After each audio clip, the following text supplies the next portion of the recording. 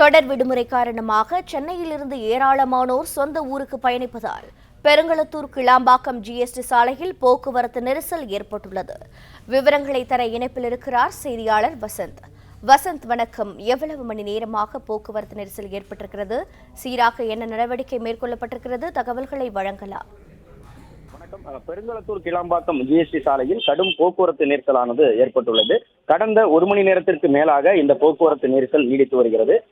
பணியில் காவல்துறையினர் ஈடுபட்டு இருந்த பொழுதிலும் ஜிஎஸ்டி சாலையில் அதிகப்படியான வாகனங்கள் பயணித்துக் கொண்டிருப்பதால் இந்த போக்குவரத்து நெரிசல் ஏற்பட்டுள்ளது. அதாவது நாளை மே 1 தொழிலாளர் தினம். அது மட்டுமின்றி இன்று இரவு பௌர்ணமி நாள் கிரிவலம் மேற்கொள்வதற்காக திருவண்ணாமலை நோக்கியும் அதிகப்படியான கார் மற்றும் பேருந்துகள் பயணித்து வருகின்றன. இந்த தொடர் விடுமுறையானது நாளை முதல் ஞாயிற்றுக்கிழமை வரை 3 நாட்கள் தொடர் விடுமுறையாக இருக்கிறது. இதனால் தென் மாவட்டங்களில் நோக்கி இந்த அதிகப்படியான வாகனங்கள் சென்று கொண்டிருக்கிறது. சென்னையில் வசிக்கும் பொதுமக்கள் தனது சொந்த ஊருக்கு செல்வதற்காக இந்த சாலை ஜிஎஸ்டி சாலையை பெரும்பாலும் பயன்படுத்தி வருவதால் கிளாம்பாக்கம் பேருந்து நிலையத்திற்கு செல்வதற்காகவும் ஏராளமான மாநகர பேருந்துகள், கார் மற்றும் அரசு பேருந்துகள் இந்த சாலையின் வழியாக அதிகப்படியாக சென்று கொண்டிருக்கிறது. இதன் காரணமாக பெருங்களத்தூர் பகுதியில் இருந்து வண்டலூர் வரை சுமார் ஒரு 3 கிலோமீட்டர் தூரத்திற்கு இந்த போக்குவரத்து நெரிசல் அதிகரித்து காணப்படுகிறது. வழக்கமாக பணியில் இருக்கும் காவலர்கள் பணியில் இருந்த பொழுதிலும் அதிகப்படியான வாகனங்கள் ஜிஎஸ்டி சாலையில் பயணித்து வருவதால் தொடர் போக்குவரத்து நெரிசலானது ஏற்பட்டுள்ளது.